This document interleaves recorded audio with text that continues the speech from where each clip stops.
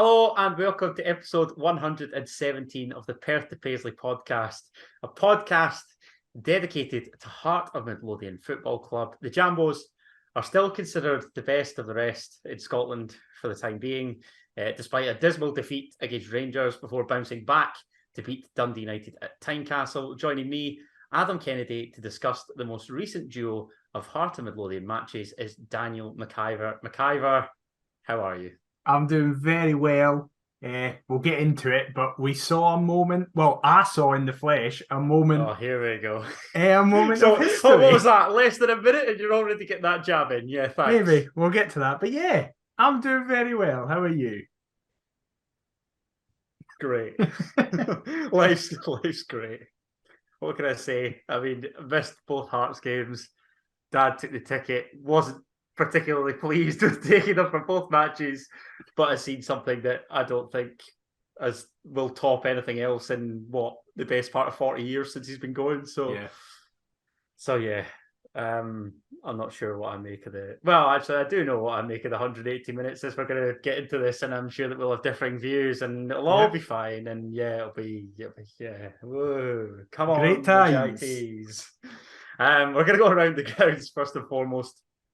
There was a plethora of midweek matches, a full fixture card in the cinch to kick off February along with end January. The last January match saw Ross County and Hibernian play out a 1-1 draw in Dingwall. That was the night that we recorded, actually, ahead of the other 5 fixtures that took place on the Wednesday. The first of which saw 10-man Aberdeen lose 3-1 to St Mirren at Pittodrie. Former Dons Curtis Main and Declan Gallagher coming back to pile on the agony against their former club, which just made for sensational viewing. Celtic blew Livingston away 3-0 inside the first half, but that was the full-time score at Parkhead. Kilmarnock beat relegation rivals Dundee United by a sole goal, courtesy of a wonderful Danny Armstrong strike, which was obviously good news given that we played United on the weekend. And Motherwell, speaking of sides at the bottom, their struggles continued. They just can't play at Fir Park, as St Johnstone now have more wins in North Lanarkshire in the Scottish Premiership this season than Motherwell do.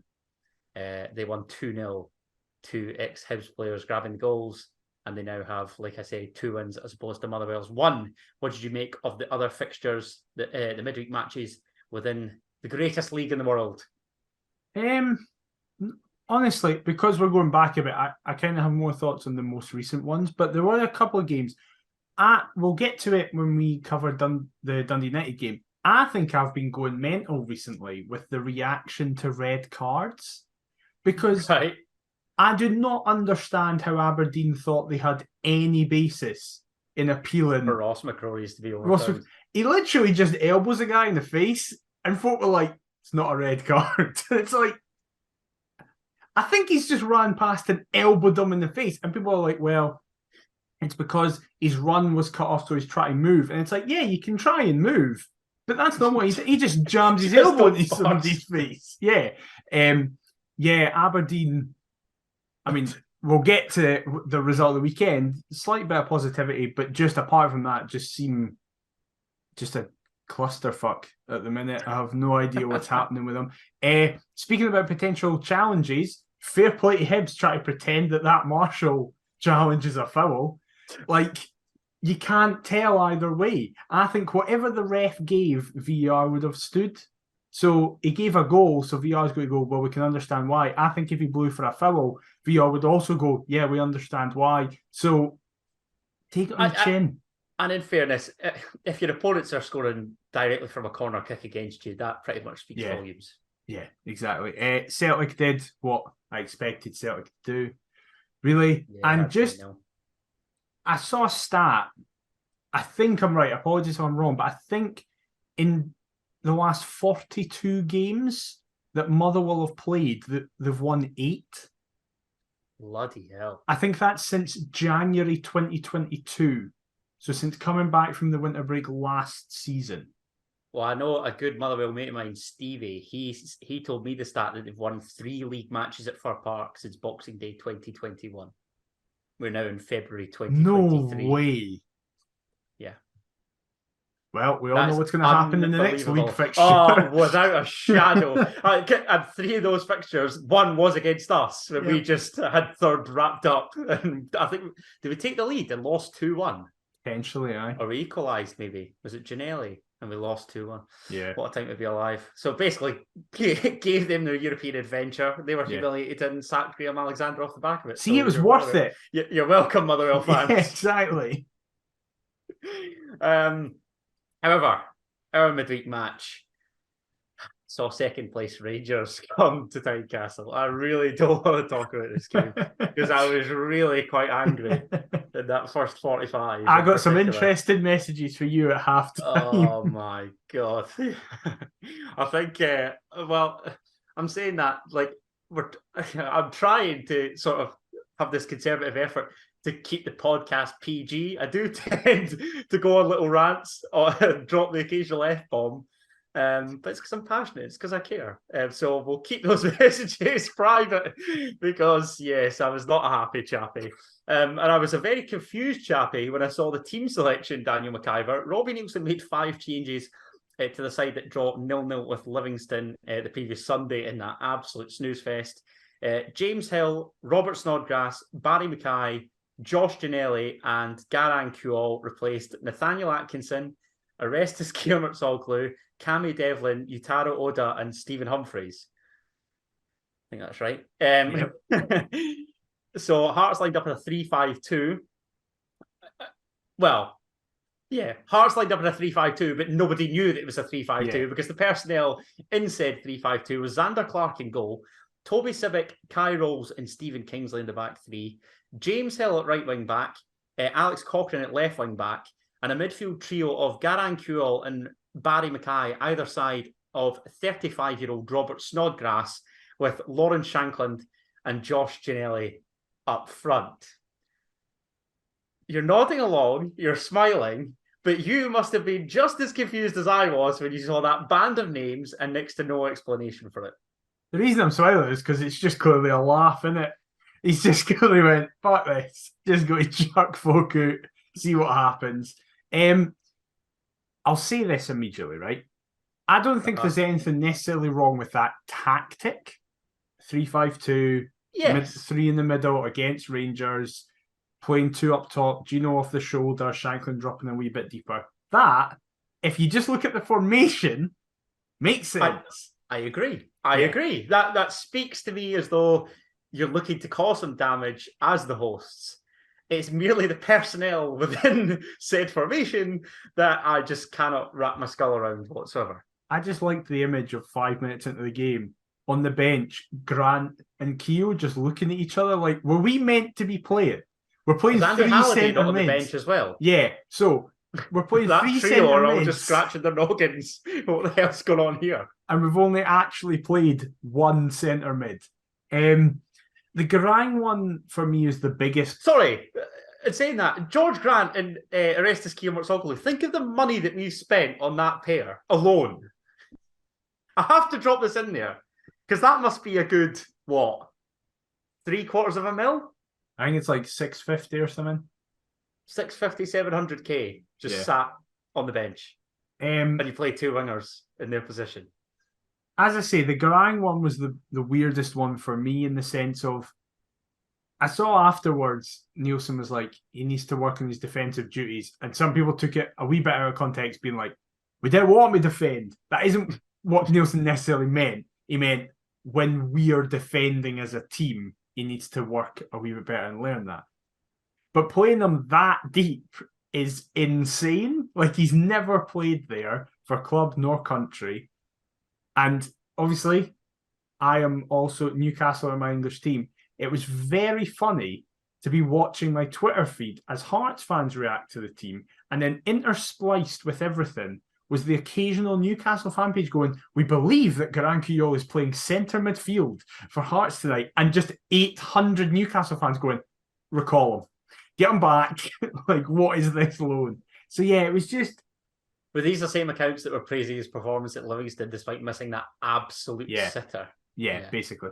And in fairness, good to see that they're showing a keen interest in Scottish football. Garang did do well against Livingston when they came on. He just missed that sitter. Yeah. But fair enough.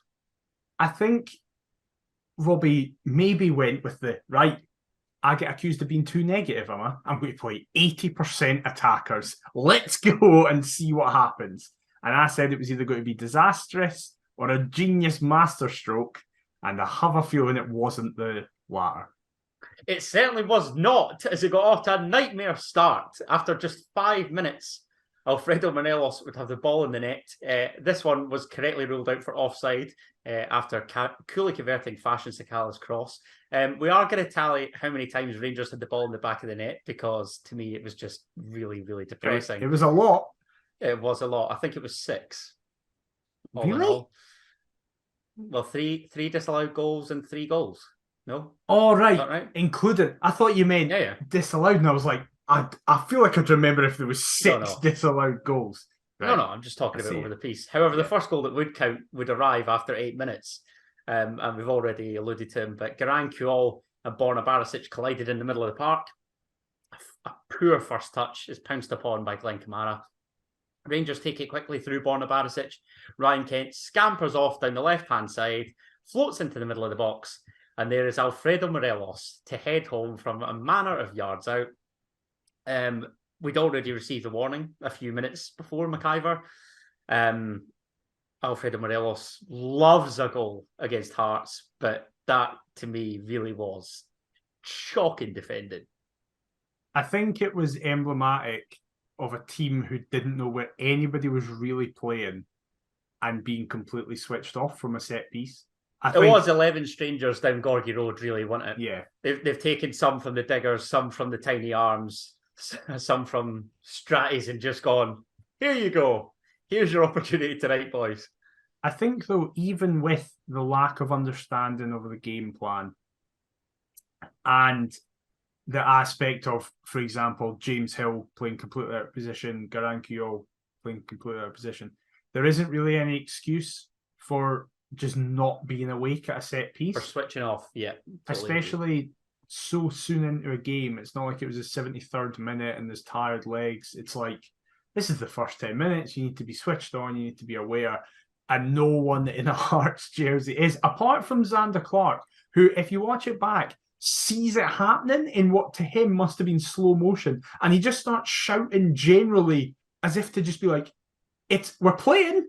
Wakey. Come on. And I think Clark, as a result, goes, I need to potentially try and claim this cross. And as a result, it just goes over his head and Morelos can just tap it in. That he does, and he would later flash one wide after receiving from John Lundstrom following a slack Robert Snodgrass pass. The boos were beginning to ring round McIver after 12 minutes. And understandably so, because this was just nowhere near good enough and far, far too easy. I spoke pre-match saying that Rangers were on a great run under Michael Beale. However, we were also on a fantastic run. So we should be full of confidence, have nothing to fear. And as you rightly said, we did look like 11 strangers. I think I think the tactics were, it was just like, it's one of those situations where I think you just go, we got it wrong. We tried to do something different, tried to dominate the middle of the park. But again, I don't mind doing something different, but the 2 wingers is a crazy shout. Yeah. A crazy shout. I can't for the life of me remember something so like blatantly wrong in terms of playing personnel and position in Scottish football. The last example I can really think of was, do you remember when Livingston reached the League Cup final? I think they played St Johnstone and Marvin Bartley was out on the left wing. Yeah. What was all that about? That was a laugh. Like, that is literally. Do you know what I mean? Do you know what I'm getting at though? Like, I can't remember anything else that is so drastically wrong that you think. And the best thing was, nobody seemed to question why Robbie Neilson played the players that he played in those positions. In what sense? How do you mean no one questioned? I don't think he was asked about it by any journals post-match. I see what you mean. I'm not actually sure. I didn't listen to Sports Sound after it, really. And I couldn't be bothered watching it back. As far as I'm aware, I might be wrong, but from what I saw / heard, I genuinely don't know, actually. I think, again, there was a lot of hyperbole used on Wednesday night. I think we do just have to chalk this up to, Nielsen tried something different. I think we can all sit here and go, it was wrong. And a lot of people did from the very start. A lot of people were like, maybe this is genius. Maybe it's going to confuse Rangers. Like, they don't know what's happening. I don't mind that at Tynecastle. No, not at all. Yeah, I totally understand why Nielsen did I don't understand why he played the two in the middle, but I understand why he went, right, my previous situations haven't been working. I've played pretty well against them at Ibrox, still got beat. I've played terribly at home, got beat. Right, let's change it up. Let's do something different. And it just didn't work. No. Hearts would try and get back in the game, though. Probably passed up our best chance on 21 minutes. Looking to break after Lauren Shanklin wins it back from Sakala. Centres for Garang Kuol, who slips in Barry Mackay on the outside of him, who bears down on goal. But Alan McGregor goes to ground and kicks away Mackay's effort, which is virtually straight at him. A shocking finish in what was our biggest chance of the half, probably the entire match. And to me, I just thought of when he passed up a similar opportunity at Ibrox in the 1-1 draw. I thought, this is a former Rangers player, you know, playing against his former club, there might be a potential point to prove. And he's fluffed these lines yet again in a big game, McIver. He, out of everybody, is the luckiest person that we didn't record an episode after this game. I was thinking that we're going to have to up the ante. See if Hearts get into the European group stages again next season, we're going to have to try and churn out 2 a week so that these lucky bastards don't escape an absolute slowing from me time after time. When it comes from domestic fixtures, that I can notice you hiding, Barry. You're a disgrace. It's just, I'd never play him again in a big game. Like, I genuinely just wouldn't. He's absolutely fine in games against the lower half of the table, or even like he'll look like Messi on Friday night if he starts. Even I know, he'll score 12 against that and shoo us. But if we play in Europe, the Old Firm and Hibs, I wouldn't play him. I just wouldn't. I don't think he's any use to us. In every big game I can think of, he's barely turned up. The 2 exceptions are kind of that week last season where we played Hibs twice. He got a really nice assist. I thought he was decent at Tynecastle that day, to be fair. Yeah. And then he obviously gets the assist for Sims's goal to start with. But generally, he's never turned up against the Old Firm, either side, at any of the grounds. And just, again, I'm not going to lay too much into him because of his performance on Saturday. Yeah. This is the thing, because, like, there's obviously, everybody says it like the old cliche, there's a reason why he's at Hearts. Yeah. If he was as good against the lower rungs, you know, the absolute manky mob of the Cinch Prem, the fact is he'd be too good for us. So, I don't know. But I would like to see a performance in a big game, because he's been here, near enough 2 years now, and we've not seen that yet. Yeah. Never mind. 6 minutes later, Rangers would have the ball in the net for a third time, as they scored their second disallowed goal. Ryan Kent slipped in Sakala, but like I say, the goal was chopped off. A superb stop from Xander Clark prevented the visitors from doubling their advantage on 33 minutes. I love Stephen Kingsley to bits, but we need to speak about him. Shocking pass, which was picked up by Malik Tillman, who cuts back for Fashion Sakala, but fortunately, Xander Clark is there to spare our blushes. What have you got to say with regards to Stephen Kingsley's performance? He's just looked miles off it recently, hasn't he? Back in October, I said Stephen Kingsley doesn't get into my first choice defence, and I got a lot of shit for that. I think he's now nowhere near our first choice defence. Wow. Like, would you go a flat back 4 then? No, I'm saying a 5 of Cochrane, Smith, Cochrane left wing back, Rolls, Civic, Smith. Hill. Sorry. Hill. Yeah. Okay. Kingsley hasn't looked the same since he went to that Scotland camp. It's as if That's it. Blame the national team. It's as if he went and got swapped by a clone. They cloned him, but took away his ability. Because in the last 3 games, especially, Livy away, Rangers at home, Dundee United. Sorry, we've just been sent some bloke that works at the Orion. He's some gym instructor. His distribution has been. It's not even when you're like, oh God, he's missed. But like, for example, Snodgrass in the last few games has misplaced quite a few passes. But you wouldn't go, Snodgrass's distribution generally has been bad because he's made up for it more times than not with, okay, yeah, he's messed up a few passes, but he's still taking the ball and he's still distributing reasonably well. Delivery, like he's the only one that can deliver from a corner or a free kick or whatever. What's happened to Stephen Kingsley's ability to pass a football? I don't know. I don't know whether he just was that good last season that we've all raised our expectations that high and have thought that he plays to that level the entire time. Because he was great in the Championship, don't get me wrong. Well, but as soon as we got promoted, his levels just went up. Yes. And it's like it's sort of resorted back to previous. In the second half of that Championship season, he was not at the level he was in the first half because I think he just went, oh, there's nothing to play for now. We're going to win this league, so I'm just not going to try that much. And if you remember, he'd signed a short-term deal initially, whereby we then extended it. And as soon as we'd extended it, I think, I'm not going to say that it was put to the back of his mind per se, but he certainly didn't kick on after the contract had been signed. Yeah. But I was like, I do love Stephen Kingsley to bits. Because at his peak, he's a top player. One of my favourites of the past few years. Arguably our best outfield player. Arguably, when he's at his best.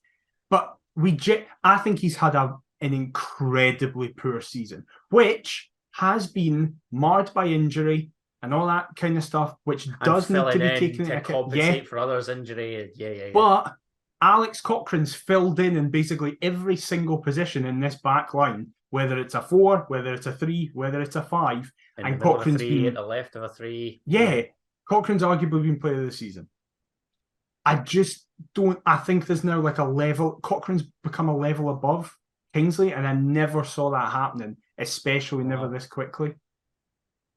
The decline of Stephen Kingsley. I don't think it's a decline. Because he's still got so much time. I think Alex Cochrane will end up being a better player for us in the long term. Years that he's got ahead. Yeah.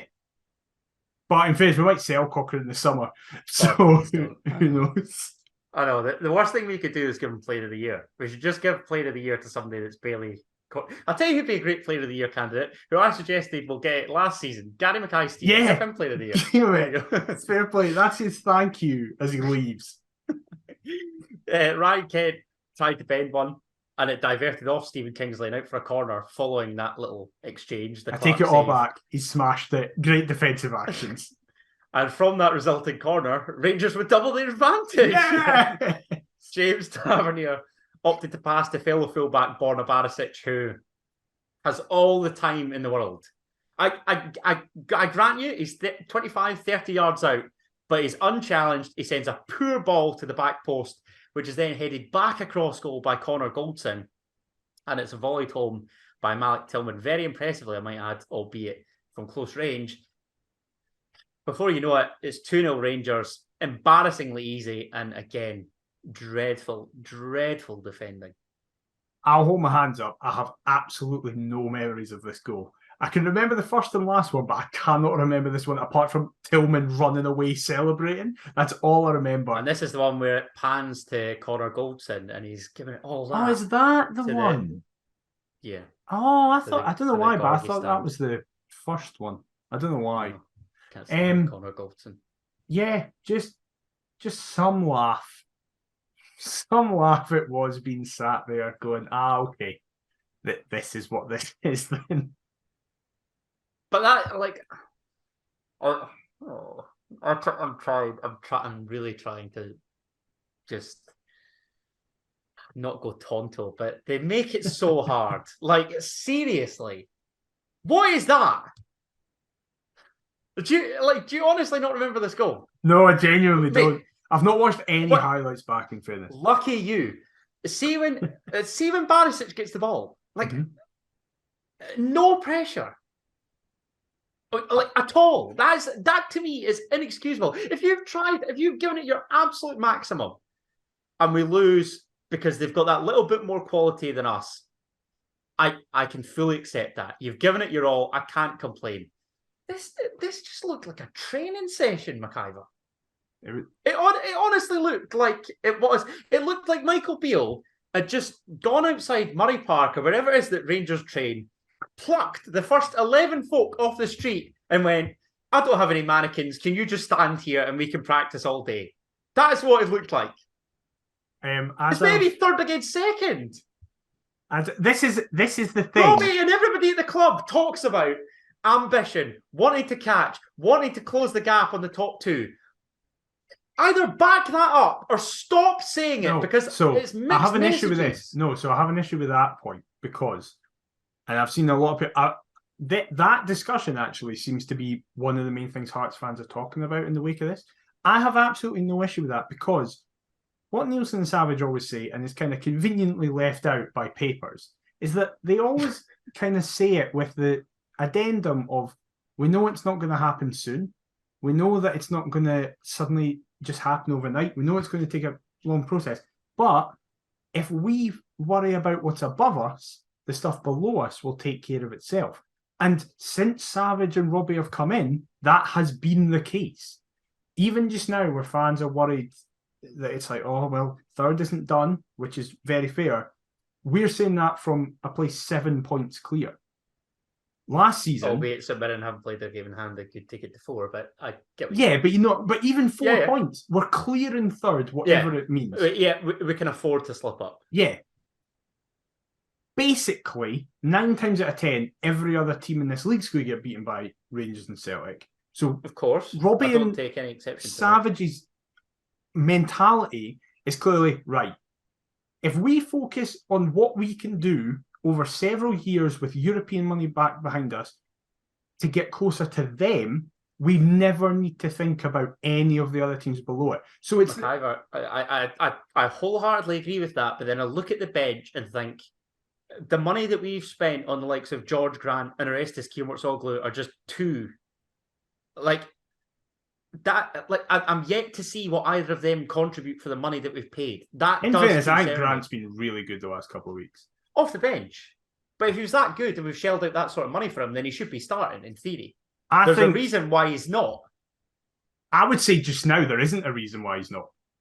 So he should start for you. Grant, with Devlin out, Grant is the next replacement. Grant's in. Right, okay. And say Cammy Devlin comes back, then he doesn't. Then he doesn't. But Grant could argue he should. Grant, in the last few performances that he's come on and shown, he's shown a lot. So I would say Devlin, for me, it's me speaking about Cammy Devlin. Devlin's more of a first choice than Snodgrass just because I love Devlin. But my point is, he's the only one that's justified the dough that we've spent. Out of the 3 that I've alluded to. But again, it's not that Robbie's like, this money is what's going to be the thing that takes us. It's, listen, and again, we'll get to Keogh, especially in this game where he was one of our best players when he came on. And looking at it, they brought off the bench Todd Cantwell, who cost, $1.5 million, and that's more than the money that we're talking about isn't to compete with them in the short term. It's to get us away from the rest in the short term. My annoyance is then that I feel as though, given the rest of the league, we probably could identify sort of more, this is going to sound silly, but more kind of upper tier free agents then. Like, if we'd signed George Grant and Orestes Kielmortsoglu for free, I don't think fans would be moaning, or I certainly wouldn't be moaning, because I'm wanting justification for the dough that we spent. Yeah, but in today's game, I think that's how much it costs to get players of that quality. Jesus. I dread to see what the rest of the league will look like in a couple of years, because that's just... Yeah, that's the thing. That's why it's so important. These clubs do not have the money. That's why I'm like, good.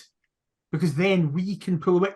My hope is that we become almost an island into ourselves, which I've said a few times here, where... Would you not argue we are already that? Not completely. I think we're very close to it. If we repeat third for this a couple of years. What I mean is that we're in a position where we go, yep, we should beat everyone below us, and let's hope that we can get a result against the top two. Whereas just now, are you confident about going anywhere in this league and guarantee getting a win? Well, you could I'm not go. confident about us going to Hamilton Accies on Friday That's night, what I mean. because So, I'm thinking there's that element of Hearts that is still ingrained in that's us, what I mean. whereby... I would love it. Put it this way, I'd feel confident next week going to Motherwell. That's fair. But is that because of the us? nick that they're in? Or because of them? Probably more of the nick that they're in. I don't think we'll be great, but I'd fully expect us to go and scrape like a 2-1 or a 1-0 or something. I mean, we battered them 3-0 earlier on in the season, and that was never a 3-0 game. But that's besides my point. Like, there's just... What I would love is we get to the stage in a couple of years after getting hopefully third 2 more times, is that we can have a squad where we can go, pretty much any ground in this league we can go to, and I'll be confident. Now, if we start winning regularly at McDermott Park, I might feel a bit different. But that's what I mean. We've done that. Look at what's happened this season already. We've done that. We've got over that. The main thing for me is beating Killie at home. But that's what I mean. So, why do Hearts do this? I don't have near as big an issue with Savage and Nielsen speaking about that, because if the attitude is that and we don't meet it, in my opinion, the lowest point we get to then is third. And I'll take that. All right. Look, I'm conscious of time, so I'm going to... I was about to say, I did not expect to spend this amount of time on this game. I'm going to skip over most of the Rangers. Just speak about the goal, and that's it. Because in fairness, exactly, we didn't carve out a lot. Keogh was good when he came on, and I'm buzzing for him. It was 3 going on 6-7 on another night. I mean, you really would not have been surprised if they'd have made it 5-6. Yeah. If I'm being honest. And we're perhaps fortunate that VAR stepped in the way. I mean, shortly after half-time, Ryan Kent and Alfredo Morelos exchange a 1-2. The winger dives in the box looking for a penalty. Can we talk about that? Because John Beaton gives it some thought, points to the spot, then changes his mind after consulting VAR, and it's an embarrassingly long check, as it always is, which results in the ref then nipping over to the screen to have a look. How they can't see such blatant cheating is beyond me, McIver. In fairness, isn't the rule that if they think it is, Beaton has to go to the screen, even if VR thinks it is a dive? I don't know. You're arguably more well informed than me in that. I'm pretty sure so I'm going to take your word for that. I'm pretty sure it's even if VR are like, we think this is a dive, you need the ref needs to go and see if it's enough for him. But in fairness, I've been very critical of the usage of the technology. The technology is not at fault here. It's just the officiating before they eventually reach the correct conclusion. Alfredo Morelos would smash it straight at Xander Clark. Fashion Sakala scores his second and the Jers' third disallowed goal of the evening. I thought he was just on, but then it's obviously, we discover that it's Alfredo Morelos after receiving the pass initially who's correctly adjudged offside. We had Xander Clark dropping the ball as much as he was great. That gave me a heart scare. Alan Forrest shot straight at Alan McGregor as we tried to go. Alan Forrest did well as well. Alan Forrest and Keogh both came off the bench and did well. Fair play to them. Changes have been good in recent weeks, actually, as we'll get to later on. That's one thing I can't criticise. But it wasn't to be long before Rangers had the ball in the Hearts' net for a 6th time, the 3rd time that it would actually count. Connor Goldson clipping out wide over the Hearts' defence to find the rampaging Fashion Sakala, who goes down the line, centres for Alfredo Morelos to slot home. VAR gets this and pretty much everything right. But again, I just want to speak about how poor it is defensively. This to me reminded me of Joe Aribo's goal, where Connor Goldson just sends a long ping, and albeit Aribo takes it down with a phenomenal first touch and slams beyond Gordon. But there's been a lot of commotion in, dare I say, the West Coast media and other sporting outlets. Neil McCann has had his say on Alfredo Morelos' celebrations, Daniel McIver. And I just wanted to get your thoughts on it, because for me, he has absolutely every right to do so. I can't pretend that I don't like the dark arts and shithousery that comes through football. I can't say that I didn't enjoy Toby Sibbick's shushing or ear covering at Easter Road. My favourite player of all time is, of course, Rudy Scatchell, and look at the amount of shushing that he did in his career. So it would be very hypocritical of me to say that Alfredo Morelos cannot do that. What are your thoughts? It's so boring, man. Like, see if yous give abuse to somebody all night and then he gives a bit back to you and you can't handle it, you shouldn't be in a football ground. Like, Yeah, well said. Jesus Christ, it's fine. Who cares? Do you not think this is just the way that we're headed in society and No, life? I don't mean no, to I get don't. too deep. No, I I really do. don't. I think You it's can't just do anything anymore. no. That's the mentality that is causing this. This weird thing that people are like, what have I done here? Yeah, like going, oh, you can't say this now, you can't do that now. It's like, no, what actually happens is some things, as time goes on, no longer becomes appropriate. And some folk then go, that now means you can't do anything. It's like, no, you can. It's just some things very obviously you can and shouldn't do. And other things are fine. You can't say something at risk of offending somebody where you should perhaps be apologising before you've even said it. But it's That's like, how I feel. But there's nothing wrong with that in the sense of going, oh yeah, that, like, for example, we'll get to it with a certain red card that will come up. That type of challenge in previous years wouldn't even be a booking. It would be fine. No. It's like the game moves on, so just grow up. That basically answers my question for later on. Yeah, just like the Morelos thing is people who, like Neil McCann, was so sorry. And the tweet that emerged in Neil McCann when he's running the that's what I was going to say. Like, doing the huddle when he was a Rangers player and stuff like that. Like, Neil, come on, man. I really like you. But that was mental. So did I. Neil McCann's one of my favourite pundits to listen to. I'm disappointed that he's not got back into management. I thought he did really well at Inverness. But I think that was his plan. I think he's like, that's my last thing. I'll be remembered for being really good with rather than the spell at Dundee. Yeah. End on a good note. I respect that. Yeah, because he's an agent now as well, Neil McCann. I think so. I think he's got a couple players on his books. Connor Goldson then handles in the area. Final thoughts on that. Final thoughts on the Rangers game. It's not a penalty. It's not, but it hits his knee. You see them given though. This is the annoyance for me, the inconsistency where you see some of those given. I don't think I've seen any of them given since the World Cup breaks come back though. Oh, interesting.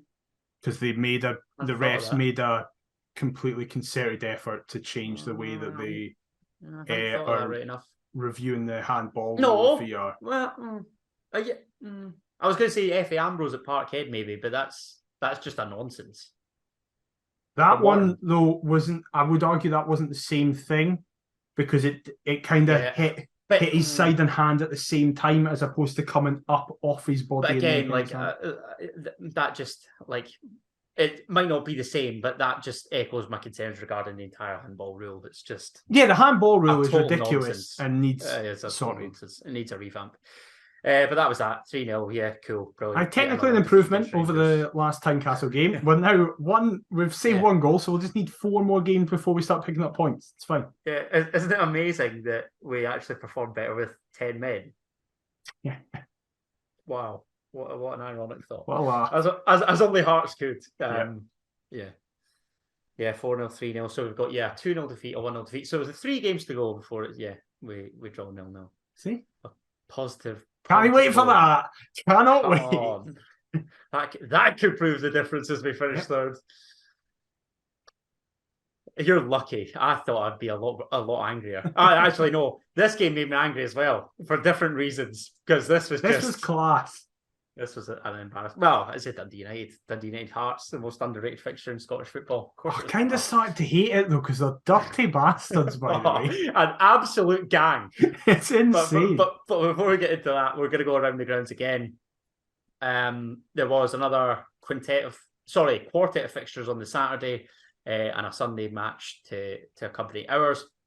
Aberdeen responded with a 3-1 defeat at Pittodrie, with a 3-1 win at Pittodrie over a really seriously struggling Motherwell, who I dread to be going to next week because everything is going absolutely woefully for them and it's going pretty well for us. So that to me just equals disaster and it equals 1-0 Paul McGinn header. Livingston also managed to clinch a 3-1 victory over Kilmarnock, a very impressive, strong first half from the Lions. Stephen Kelly's goal was an absolute beauty as well. Yeah. Rangers squeezed past Ross County, couldn't match that same intensity at Tynecastle because obviously we'd worn them out with how easy their training session was as they scraped past the Staggies.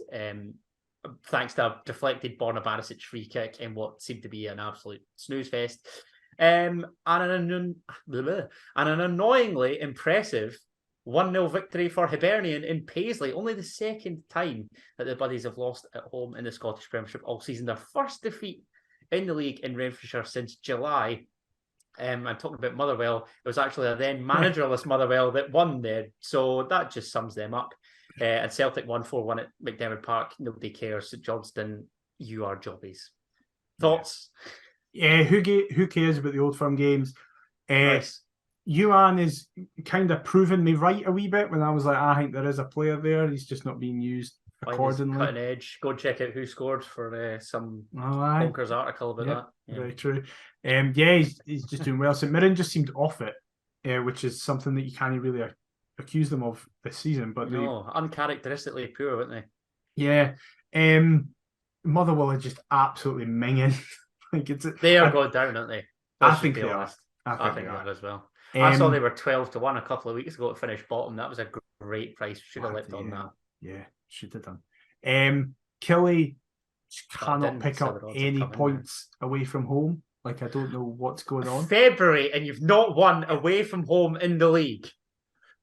Honestly, this league, it is jobbies. I'm one of those that wants to believe that the Scottish game is improving year upon year. I do think it's a slightly better standard than it was last year. However, when stats like that just do not make any sort of sense. How can it be February and you've not won away from home in the league? I do not care as long as Hearts are good. The rest of the league could be absolutely minging if you want. That doesn't matter. So yeah, it was very interesting when you get a very rare scoreline replicated 3 times across all the results. Yes. 3-3-1s.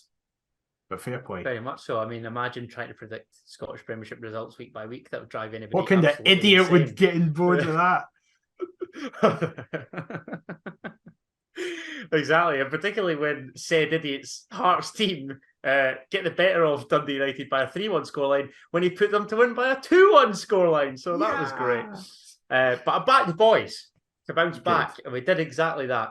Robbie Nielsen making 2 changes to the side that lost in midweek to Rangers. Central midfield players playing in central midfield as Andy Halliday returned to the team in place of Garang Kuol, while Alan Forrest came in for Alex Cochrane. So resorted to the 3-4-3. I can see a very angry McIver. I wonder why. Xander Clark in goal. Back 3 of James Hill, Toby Civic and Kai Rolls. Alan Forrest right wing back. Stephen Kingsley left wing back with Andy Halliday and Robert Snodgrass in the middle of the park. Mackay, Shankland and Ginnelly all in attack. Mr. McIver, I am assuming that you're incredibly annoyed that the GOAT, Alex Cochrane, was dropped for this match. Would I be correct in assuming so? Right. Listen, I get it. There is no player who has played outfield for us more than Alex Cochrane. He deserves a rest. He does. But I would argue he deserves that rest. He should get that rest. Maybe in the time when we're not playing for a week and then we're playing the team bottom of the championship, so you could theoretically drop him for that, and we should theoretically be fine. So you could give him a 2-week rest for that. And then, if he needs a rest, why after 9 minutes is he the first one to be sent to warm up? Why is that a thing? Surely, if he needs a rest, yep. Surely if he needs a rest, brilliant. Surely if he needs a rest, he shouldn't be the first one warming up. And how did Stephen Kingsley keep his place after that Rangers game? Oh. And then, look at the impact Cochrane had when he came on. We won that game because of the subs on numerous levels. Really? But Cochrane was one of them. And I tweeted as he scored because I was angry. It never should have been dropped. And I stand by it, even though I understand he needs a rest. I just don't think that game was the game to give him a rest. Well, McIver, it looked as though you were spot on in him not being dropped, or the fact that he shouldn't have been dropped after just 8 minutes, as we were looking for a response from the Rangers result and performance, and we got off to the ideal start in doing so. Charlie Mulgrew receives on halfway after numerous United players recycle possession. Craig Sibbald is allowed time to just turn on the centre circle, slips in Omari Niskanen, who centres for Stephen Fletcher. Now, after being forced wide, the former Hibs front man stays on his feet, slips through Xander Clark's legs to grab his 6th goal of the season. Half of those have come against Hearts. 3 of 6. How embarrassing is that? And McIver, just like in the midweek match, again is dreadful defending from a Heart of Midlothian perspective. I am sick to death of these clowns giving up such sorry goals. In fairness, they've not done it for weeks. And Too then frequently, but they just, when it rains, it pours. This week, they'll be like, we'll get out our system now. And in fairness, Right. if you're going to get out the system, fine with it. That's fine. Fletcher, Oh, twice now, Christmas Eve at Tannadice, and here has absolutely bullied our defence. Which a striker of his experience should. Yeah, but maybe not a striker of his current form should. At 36, 35, whatever he is, against 3 centre-halves. Yeah. He was just, Rolls 2 games in a row has just been bullied by him. Completely and utterly bullied by him. It's a really good finish. Of all the Hibs Jakes that they've had up front, he's by far had the best career. You can see that even now. Absolutely. And you can tell. That's what, listen. It is a great finish. I'll say this now. I know it's mental to say, as we're in game week 25 or whatever. I thought you were going to say that you've got a soft spot for Stephen Fletcher. No. I think, what are we, game week 25? 24. I think we've played 25, whereas Livingston and St Mirren have played 24. We have played 25. Right. Stand corrected. So, basically, I still think Dundee United are in a false position, which is mental to say, considering we're more than halfway through the season. But every time I see them... sorry, this just sums up the Scottish media sometimes. And again, I'm culpable of it. I deem Motherwell to be absolutely rank. I think Dundee United are a decent outfit, and yet they're on the same points after the But you're right to think and Motherwell are just... It's weird.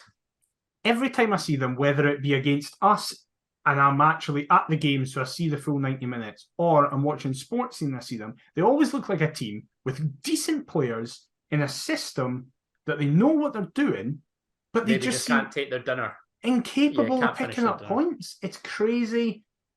I will say this. And again, I'm sorry that I'm going to sound like a broken record, but Dylan Levitt, see, watching him, I know he wasn't at his best at the weekend. Well, I was going to say something. For the dough that they've paid, what a phenomenal footballer. I think he's hugely overrated. Not having it. I don't see what you see in him. Not having it. I genuinely don't. I think he's a top player. In the second half, my brother turned to me when he received the ball and went, "Has he been playing the whole game?" And I was like, "I think so, yeah." And he was like, "What? He's done nothing." It wasn't that he wasn't at his best. He did literally nothing in the game. And I feel like most of the time I see him, he's like that as well. I would see if he was at us, I would be incredible. You're speaking about money that we've spent on people. If we spent that amount of money on Levitt and we were getting the performances that Dundee United are getting out of him, that I've seen, obviously I'm not a United fan, so I don't watch him every single week, I'd be disappointed. I don't see what you see at all. I really do. But that's maybe just me. Okay. That's fine. Look, it's a game of opinions. Yeah, that's what it's all about. That's why we're here. That's the beauty of football. Yeah, exactly. How cheesy is that? Right. But what I do want to talk about is just how rubbish we were in the first. I was going to say half hour, 65, 70 minutes. After 26, Liam Smith, a so-called Hearts reject, combines with Peter Pollitt, who replaced the injured Jamie McGrath in the warm-up. So good. He sends a wicked ball in search of Stephen Fletcher again. Not a menacing ball into the box, but thankfully there was no connection made. But on 27 minutes, McIver, the game's complexion changes entirely. Dundee United's club captain Ryan Edwards is sent off following a challenge on Andy Halliday, which Nick Walsh initially doesn't appear remotely interested in. Gives a Dundee United throw-in. Well, thank you, because United have since launched an appeal. We don't know the outcome as of yet at the time of recording, but what did you make of said challenge? I think it is You sort of alluded to it earlier. I think it is baffling if that gets overturned. It is. I don't think it will. I don't think it will, but we know how this is going to go. At 1:00 tomorrow afternoon, it'll get overturned, and we're sat here a few hours later going, I don't think it will. But I don't think it will. I mean, what have we had recently? Nicky Clark's rightfully got overturned. I don't think it was Ibrox. Rightfully. I think that's a red card. I think that's as much a red. I think that's as much a red card as this one. I think that and Jack, Ross McCrory's is.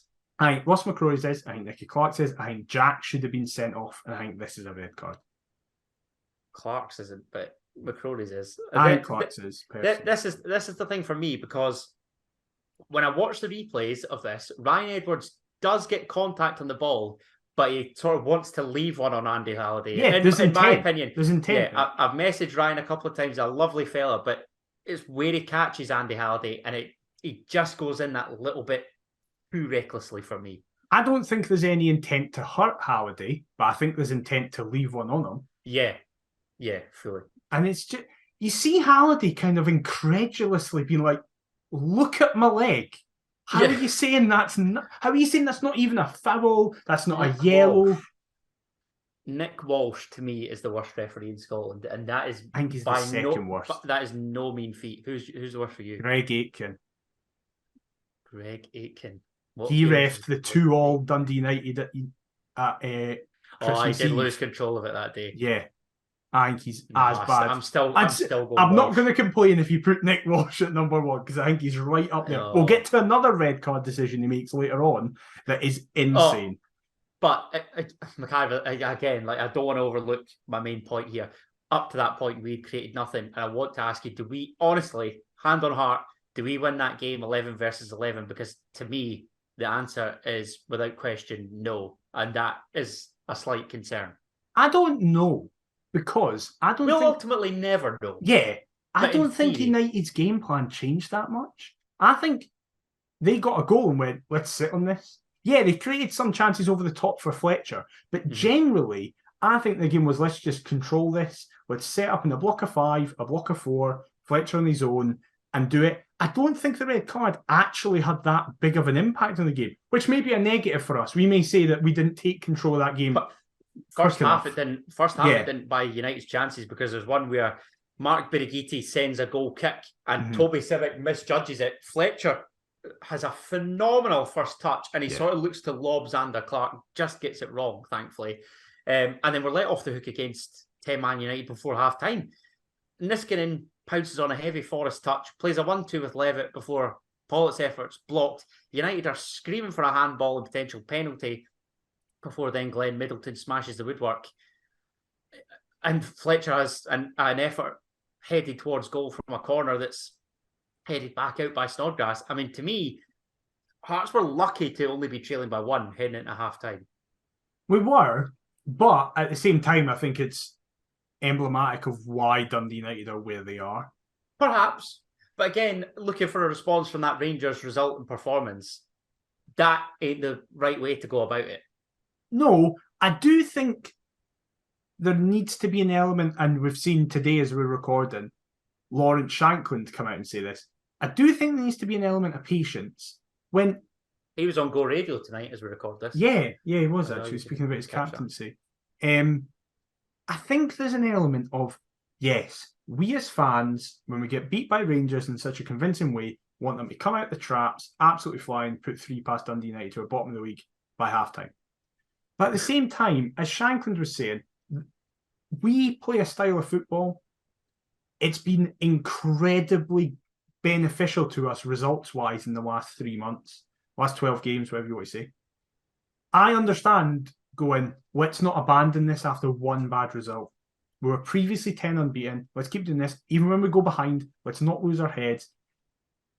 I have no problem with the passing around the back, because you see what it's meant to do. It's meant to be drawing teams in to make them press in situations. Create gaps and then try and exploit the gaps. I get that. It's possession with a purpose, which I don't have any qualms with. I do understand that there are times where, I noticed it especially with Snodgrass and Rolls. Rolls a couple of times opened his body to play a pass forward, but Snodgrass shouts to get it into feet. And Rolls clearly feels that's what he should do. And Snodgrass shouldn't be asking for it, in my opinion. There was a couple of times where he's really close and tight. But another positive of Snodgrass is that he always asks for it. He never shies And I was away. going to say he's our best ball player. Yes, absolutely. So I do understand why he's constantly wanting it, but he doesn't need to want it every time one of our centre halves has it. When there is a pass on, and again, speaking about subs, I think the subs really helped. And again, speaking about Alex Cochrane, because Cochrane, weirdly, I think it was a fault of his last season where he didn't want to get us forward as much. Oh, 100%. Something's happened as he's grown now. in confidence, he's just Now I seem to be typing marauding Alex Cochrane just about every week because he does. He gets up. And I think that's the thing. I do understand the frustration. Listen, I never want to boo. I never boo, regardless of the situation. I just don't think it's helpful. I understand why people do it, and I'm not going to say others don't. But it must be, as Shanklin said, we're doing very well right now. We had one slip up. We don't need to just, it's not throwing the baby out of the bathwater. Just everybody keep the heat. But then I'm going to try and look at it from a different perspective. A couple of years back, we're accused of not acting like a big club. Like, how am I wording this? Has Robbie become a victim of his own success, whereby the standards have raised so high that if we're not at it, the fans will let the players know? Or do you get what I'm trying to say? I feel like we're told Hearts are a big club. This is us acting like a big club. And yet some fans would rather that we don't in this instance. I disagree. This is what acting like a big club does. I don't think going, if we're not at it, we're going to boo you. And I don't think that's what a lot of people are thinking. I think, though, considering how successful this team has been, you can go, listen, I'm sat here. That first half was not good enough. It was very poor. And then the 20 minutes after it was very poor as well. With the way that this team is right now, as soon as United went down to 10, I was pretty confident we'd get back into the game. Yeah, definitely. This was blissfully unaware. Like I obviously wasn't at the game. Dad had the ticket. I was seeing the scores coming in. I thought, bastard, Hearts have fallen behind. As soon as I get word that there's a red card, I look at the team. I think we've got enough quality to turn that around. Definitely. And we've seen that numerous times this season. And it's something that even last season wasn't really a part of the team because most of the time it didn't need to be. Most of the time, we were ahead at points. So even if we conceded, it was like, it's fine, we're ahead. We basically only ever showed it when we played Ross County. Like, Ross County seemed to be the team that we showed coming back into games. Whereas, this season we've shown it so many times. So, I understand people's frustration. These last two games, for most of it, hasn't been good enough. But I don't think they just suddenly go, right, what's the, like, change a bunch of stuff, change the system and all that, but. No. It's trying to find the right balance, isn't it? Because you're, like, from a personal perspective, I'm frustrated, but really, we're doing what's expected of us. So how can you... And also, I get it. It's trying to find the right balance. I like defensive football. I know that's different. Weirdo. I like, for example, I'd rather watch Italian football than most other football because I like how solid defensively they are and then they break forward through that. It starts the fact that all your favourite players are defenders. Yeah, exactly. That just sums it up. Yeah. So I know that for more people, they're going to prefer watching free-flowing attacking football. And of course, I'd love it if we do that. But I also really love seeing us be solidly defensively. I know this week isn't a great example of it, but generally, the bunch of clean sheets that we've kept, conceding one from without play, a doubt. That is pleasing because it always gives you a chance. Yeah, absolutely, without a doubt. Look, you alluded to substitutes. I mean, Stephen Humphreys looked to make an immediate impact off the bench. He sent a drive straight at Birighitti, receiving from Barry Mackay. Robert Snodgrass would slide wide on 49 minutes after advancing, trying to place it in the bottom right corner. But as much as we were holding on to possession, trying to probe, nothing really came to fruition up until 70 minutes, when the Jambos would eventually pull level through who else but the standing skipper, Lawrence Shankland. McIver were fortunate with a deflection, I think, on Barry Mackay's cross. That's headed high by Liam Smith, and then Shanklin's drive itself is diverted home by Omari Niskanen. Couldn't give a toss, and just as Stephen Fletcher loves a goal against us, Lauren Shanklin certainly loves bagging against United. I don't think in our lifetime we've had a striker that can do that. Out of absolutely nothing, just get us back into a game. We've had players probably like Rudy could do that in terms of Rudy could pick a ball up for 25 yards and hit it, and it'd be like, oh, there's a chance this can go in here. Hartley was really good at driving and just kind of making someone out of nothing. It's funny you mentioned Hartley there, because I was thinking like other players that carry standards, like Stephen Naismith raised everybody else's level to an extent. Shanklin, though, I just don't think we've ever had a striker that in the box can just do that, just bang out of absolutely nothing. It's no coincidence that we've been lacking a 20-goal striker for near 3 decades. You've gone, oh, we found one. And look, a striker that's confident in the box and he scores goals. My dad, after it, was like, that's what Robbo did. We would have games where we were doing nothing for an hour and a bit. I'm loving the Robbo comparisons, because again, we're of that same ilk whereby we don't know what that's been like. Yeah, we missed it. The older generation have been harping on about Robbo since he retired in '98, adamant that we've never replaced him. And it sort of seems like we have now. It's so good. It immediately got the crowd up, and suddenly you go. I rated, and you didn't initially see. Maybe it would be the same with Levitt, but maybe. Sorry. In fairness, that was the one thing I thought Shanklin would be good at, just in the box, poacher style.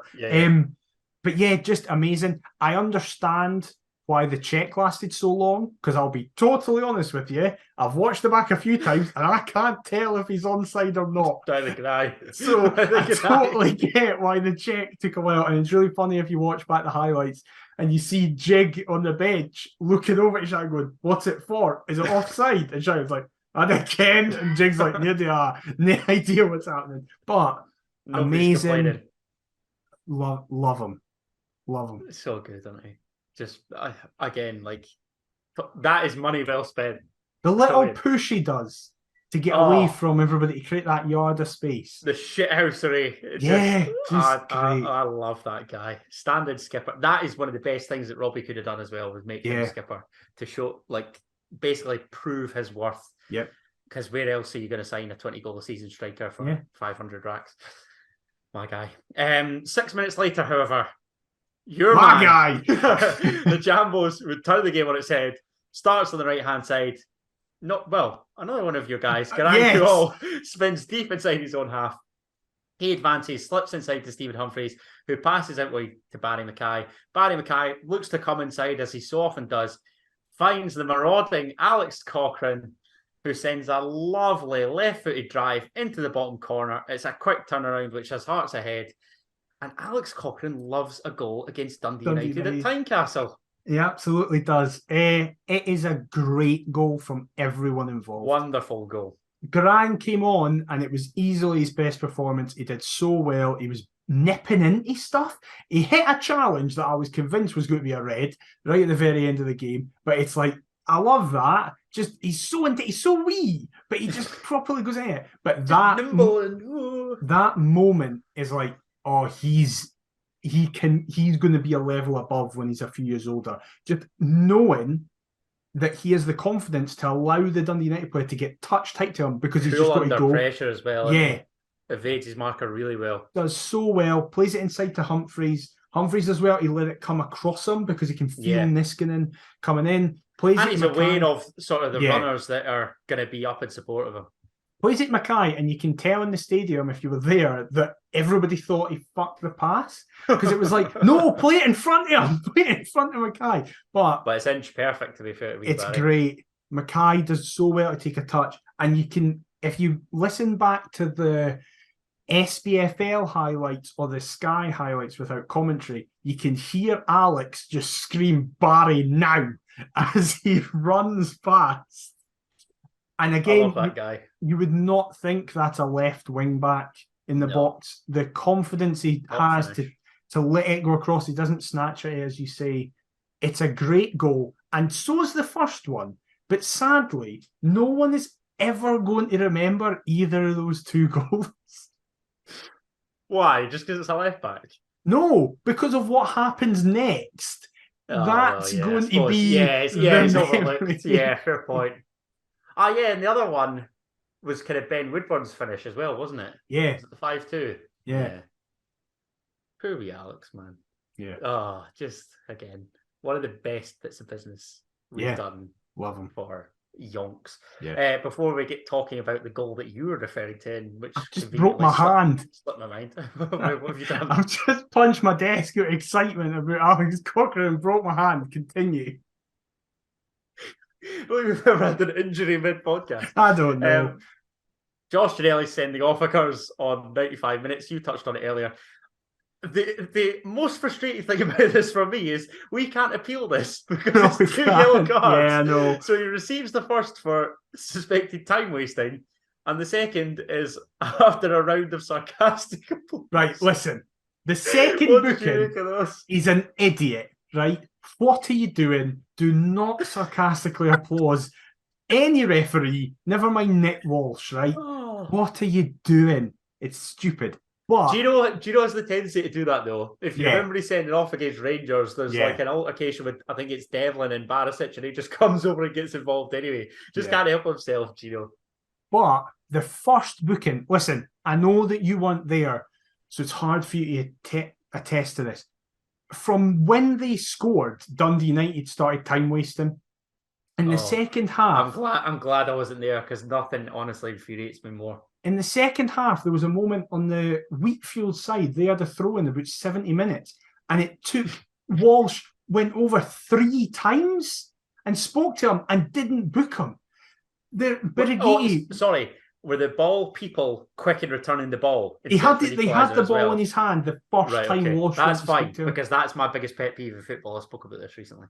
Birighitti kept doing that thing where he puts the ball down and he moves it to the other side of his line. And all that part, right? So, the worst. For 90 minutes, Dundee United are time wasting, and I don't think anybody got booked, / maybe one person did.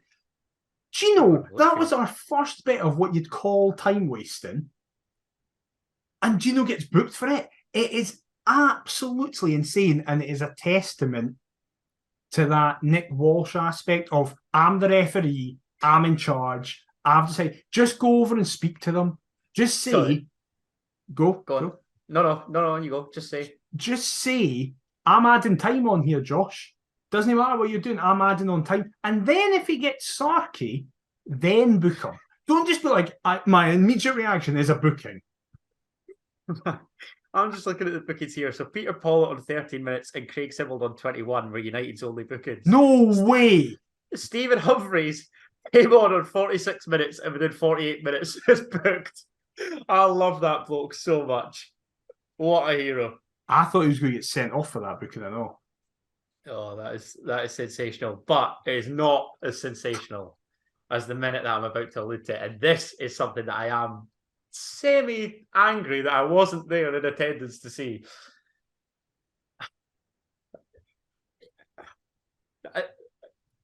Wow.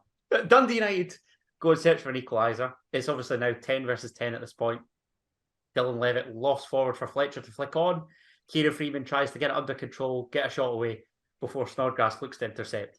Stephen Humphreys picks up the ball inside his own half, virtually on the edge of his own box. He just looks to drive, just continues to drive, spots only Kuol really in support, notices Birighitti off his line, and from inside his own half, it's got to be 50 yards, 60 yards, sends a left-footed drive, a left-footed lob, an absolute beauty, a beautifully weighted ball over Birighitti, who is off his line and into the net. I can't do this goal any justice. It's a Puskas Award nomination. It has to be a Puskas Award nomination. And McIver, the simple question that I'm going to ask you is, and I think I know the answer, is this the best goal that you've seen at Tynecastle Park? It's the best goal I've ever seen in person at a football game. Wow. It is unbelievable. As soon as he hit it, my dad started celebrating, going, "It's in." When you see, He knows it's in. yeah, when you see the angle from behind the goal, Garang puts his arms up as soon as he hits it because he knows it's in. There's folk that are steaming in hospitality in the Gorgie stand that know that it's in. It is unbelievable. It's the fact he picks it up on the edge of his own box and outmuscles 3 guys. And just on his weak foot to look up and go, I can see this. And we spoke about Neil McCann earlier, and we were kind of critical of him. I'll do the opposite here and praise him. He describes it perfectly. It's like a golf shot. Yeah, a lob onto the green or... Yeah. It's not just a hit and hope. It's not just, I think he might be off here. He knows exactly what he's doing. The ball, there's almost no movement on it. It is straight as an arrow. It doesn't bounce. The first time it makes contact is with the back of the net in the bottom corner. It is easily the best goal I've ever seen. That previously was Kingsley's goal at Hampden last season for the second, but this is better. It is mine because I missed it. Exactly. That's what makes this one that little bit better, knowing that you didn't see it in person. Oh, this just reeks of 14-15 missing Cowdenbeath 10. I was there as well. That was my set. That was only one of 2 games at home I went to that season. That was the only home game I missed.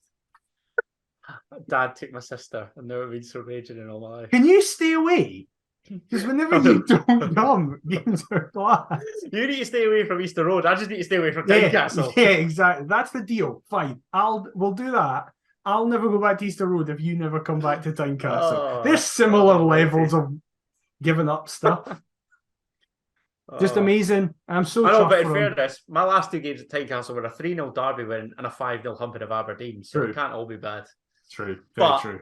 Sorry, I cut you off there, as I have done numerous times this episode. He was so good when he came on, generally. Got to get him on a permanent from Wigan, haven't we? I mean, that goes added an extra 0, though. Well, that's the only annoying thing. I watched Wigan, actually, Monday night away at Blackburn. Apparently, they were quite good. Oh, according to who? I mean, the fact that Blackburn fan. Well, if Blackburn get promoted out the playoffs, that is nothing short of a disgrace because they were an abomination. That game could get football stopped, honestly. Yeah. But Sean Maloney now in charge. Are we going to do that business? He seems very happy. He spoke this week about gagging on the move. I love that about him. He wants it. We all want it. Make it happen, Hearts. He's got a class song as well. That he does. And Gorgie's number 29 will probably be the man leading the line as Hearts take on Hamilton Accies in the Scottish Cup next up. They're beginning to pick up under former Hearts youth coach John Rankin, unbeaten in the last 5, playing as we record in the Challenge Cup against Queen of the South. I shall check the latest. They're winning 1-0 through former Hearts player Dario Zanata. Oh, wow. Close with he knows a close personal friend of mine as well. Absolute dross. So there you go. Thoughts ahead of this one, McIver? I mean, I'm going. So envy you, we'll get beat. Oh no, it's 1-1 now. Oh, nice. Ross Irving has just equalised. Oh, lovely. So I'm going, which means we'll get beat because I never see us win away from home. In fairness, though, I was at one of the last away games in the cup. I was at that Falkirk game where Sean Clare scored that penalty. Oh my God. Horrific rain. Oh, Jesus. Yep, that was mental. So yeah, I went to Accies earlier on in the Scottish Cup. East Kilbride got battered 4-0. So hopefully it's not a repeat of that. It's not the same. I'm not going on Friday night. I've given my ticket away. We should win. We should be able to put any team out and win. Score prediction? Oh, shit. Wait, can this kind of go to replays, can it? No, settled on the night. I'll say, because I'm continuing my trend of saying draws, I'll say penalties, which means it was a draw in normal time, and then we'll win. Because that's the way it's been going, with the exception of the Rangers. Nice. What about you? Well, I got the United score correct on the pod, albeit wrong in my preview. And I'll go for another 2-goal margin, but with a clean sheet. 2-0 to Jam. Take that. I will take that every day. It'll be dull, it'll be boring because it's on the telly, but I won't care. I'll be tuning in and rolling the boys on. Before we go, Mr. McIver, the latest rendition of the quiz is here. Now, I'm going to apologise because this was obviously made up this afternoon, and by this afternoon, I mean a couple hours ago, so this could be really quite rubbish. But I did do my research for one of the questions. Right. Two of the questions. That's fine then. I did my research for all the questions, but one of them I'm really proud because I did a lot of thorough research, and we'll see. I'm not getting that then. But It's can your this first- be the time where one of us gets into double figures for the Who Am I? Because if I get this, it's number 10. Honestly, I've chosen something really obscure in the hope that you don't. So knowing you probably will fluke it and somehow. Victor Noring. That's my guess. Incorrect. Ah. Right. If you say he's Swedish, I'm going to lose my shit. First up is your multiple choice. I've got a true or false in there, and obviously got the Who Am I to conclude. Like I say, first up, your multiple choice. Alfredo Morelos made it 12 goals in 11 games against Hearts thanks to bagging a brace in our 3-0 defeat last midweek. But how many of those 12 have come at Tynecastle, Mr. McIver? Is it A, 4? Is it B, 5? Is it C, 6? Is it D, 7? Right. When you said that, I forgot it was multiple choice, and a number came into my head, and that number is on that list. So I'm going to just quickly go C6. You bastard. How have you done that? Yeah! I don't know why, I just had it in my head. According to my research, this could be wrong, he scored 4 at Ibrox and a brace at Hampden, which means that there's a further 6 at Tynecastle. 3 of those have come this season. That's really depressing. Let's move on. One from one. Good start. You're going to be really angry with this next question. Oh, God. In fact, you're going to be really angry with the next 2 questions. The second question, Mr. McIver, is our weekend opponents, Dundee United, recently loaned out Tony Watt to join his 7th Scottish club. Fuck off! Can you name all 7 of them? Jesus wept. This is for 1 point. Whenever anybody questions me why I give hard questions, it's for shit like this, right? Exactly. I had to counter that movie one last week. Come on. That was one option. Yeah, but I don't know anything about films, mate. I'm a football guy. Celtic. 1. Hearts. 2. Dundee United.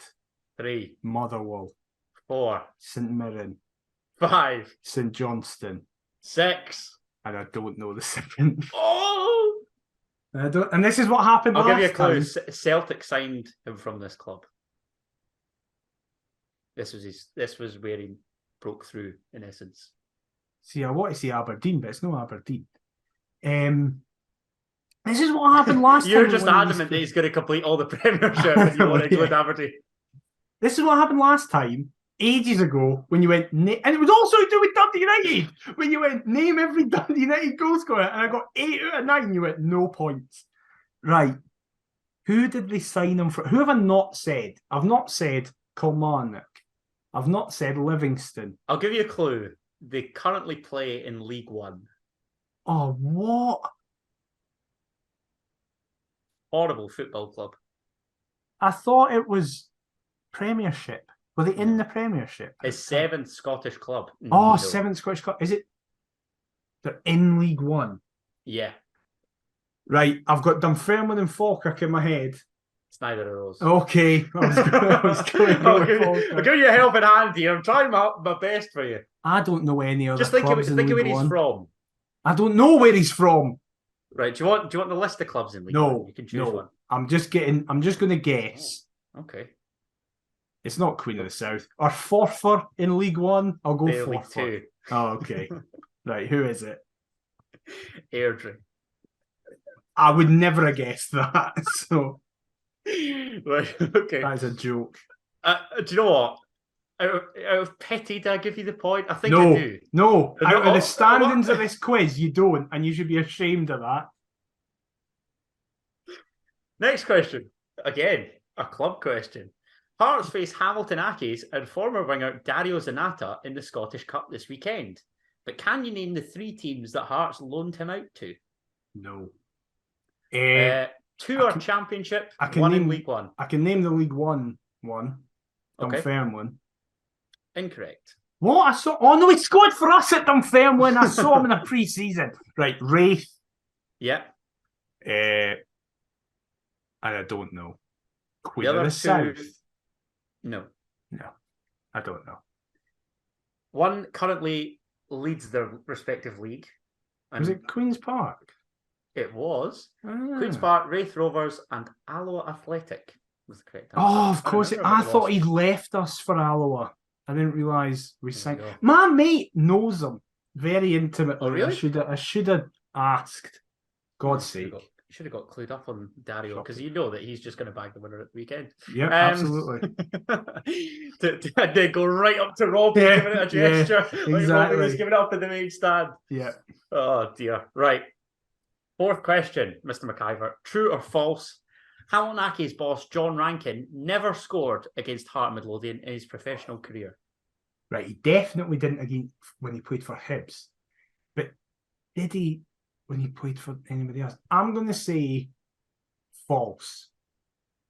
You would be correct. Was it for Dundee United? In a 4-1 victory over a young Hearts team back in December 2013. I think Gary Mackay-Steven also scored that day, amongst others. So, very good. 2 out of 4. Not bad, McIver. 2 out of 4. Good argue I should have had 3, but it's fine. A questionable 2. Questionable 2 out of 4. Your Who Am I this week, though, is a cracker. Or at least I think it's a cracker, because I think it's going to be hard. And I'm going to be really upset if you get it. Right. Before we go on to it, actually, no, I'm going to try and load up Chrome as I'm talking here and get this man's Wikipedia up. I was one of 7 signings for the Jambos in a January transfer window, having previously played in Greece and Austria. I featured 11 times for the famous HMFC, 10 of which were starts, but never scored for the club in my short stay. I would go on to play in Italy and Cyprus, having returned to Greece before another short stint in Austria, and I'm currently playing in the nation of my birth, despite having only been capped at under 21 level. Who am I? Right, Jesus. I have a name in my head, but I don't think he signed in January, so it makes no sense. Okay. Who? Out of interest, who is the name in your head? Name in my head your answer, obviously, is Cholis, but I'm pretty sure we signed him in the summer. Right. Okay. Between what years did he play for us? So he signed in January 2017 and was released 22nd May 2017. So he was literally only at us for that short time. Right. Mm-hmm. So does that mean he was a Cathro signing? Robbie had just... No. No, that's me thinking out loud. So wait, Robbie... No, did we not beat Rangers with that Robbie Muirhead double in February? Oh, I can't mind when Nielsen went. I thought we did. I think we spoke about this a couple of pods back. I thought we did, but I think I was incorrect. Or was I correct? I don't know. I genuinely don't know. I'm trying to think of another question to ask that isn't stupid. You've used up a question now. I know. So you've got to think carefully. The problem is, what was the second last clue? I would go on to play in Italy and Cyprus, having returned to Greece before another short stint in Austria, and I'm currently playing in my nation of birth, despite having only been capped at under 21 level. The stat that's thrown me is I played in Cyprus.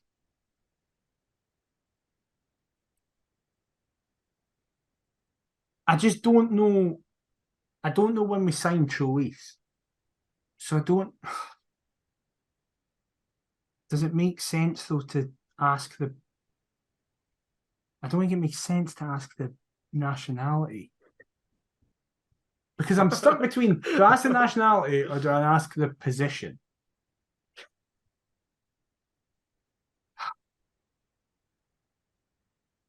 I'm going to go... Oh, sorry, go on. I'm going to ask, what nationality is the individual? The nationality of said individual is Greek. Oh my God! Right. Cholis definitely played for us in that season. But did he join us that late? Because he had that Motherwell game.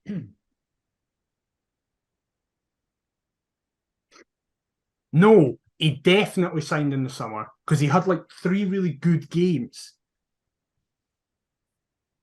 So he's Greek. Who else is Greek that we had?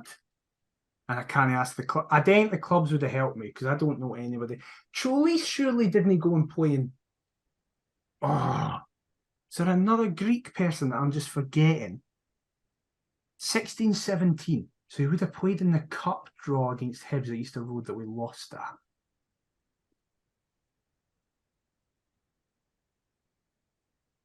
Oh my God, we had Avlonitis as well. But did Avlonitis... Oh, it's between Cholis and Avlonitis, and I don't know which one it is.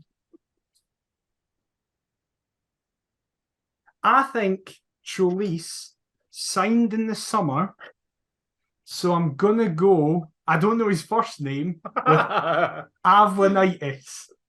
That's my guess. So you're going Avlonitis? Is that how you... Adekin, it starts with A-V-O-N. Well, Daniel McIver. It's Cholis, isn't it?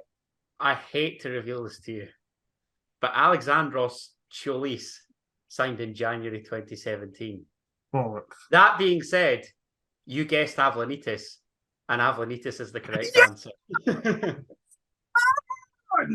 So, because of your nonsense and getting it wrong, I thought I'd try and catch you out, and you've somehow guessed the wrong Greek fella and got it right.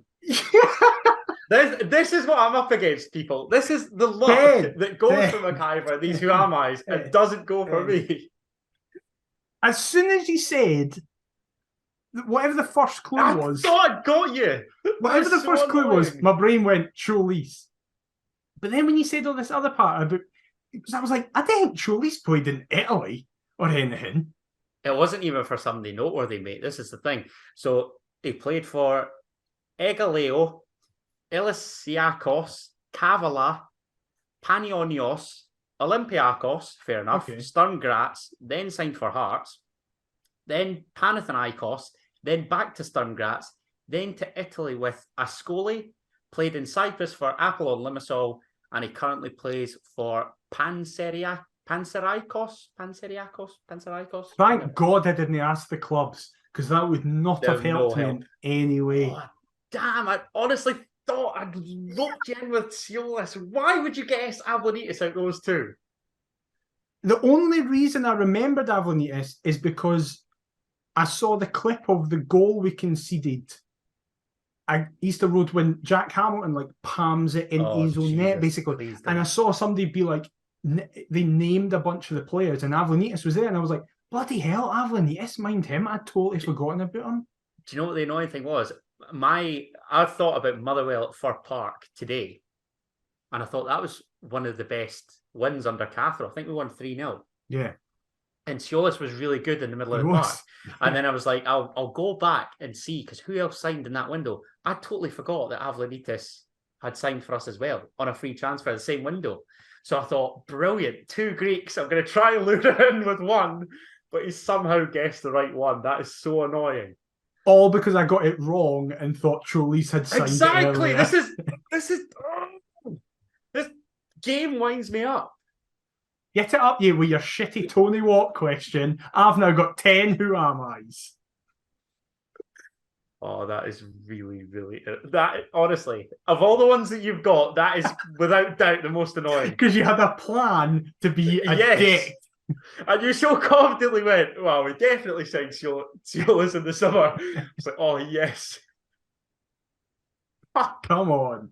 Well, on that note, what a great way to end this bumper episode of our podcast. Oh, this has been the worst week, don't it, man? It's been class. Best goal of my lifetime. Got to 10. Got it up, Adam. That's the trifecta that you want in a week. But if you have enjoyed it, please let us know. Leave us a review on the podcast platform, whatever one you listen to. If you're watching us on YouTube to see how fucking raging Adam is about all this, please leave a like, comment, and subscribe. It's much appreciated. We're at Perth to Paisley on all forms of social media. perthpaisley@gmail.com if you want to fire us over an email. Adam, where can they get you on social media? You can get me berating the signing of Sassos Avlanitis with various angry tweets at Adam T. Kendo, and as well on all the socials. What about yourself, mate? I'm at DemonCarver22, where you will see me just basically turn it into an Avlanitis fan page. So that'll be a great laugh. We'll be back next week to cover the Hamilton game, preview the Motherwell game, and anything else in between. But until then, we'll see you next time. Bye-bye. Monachites!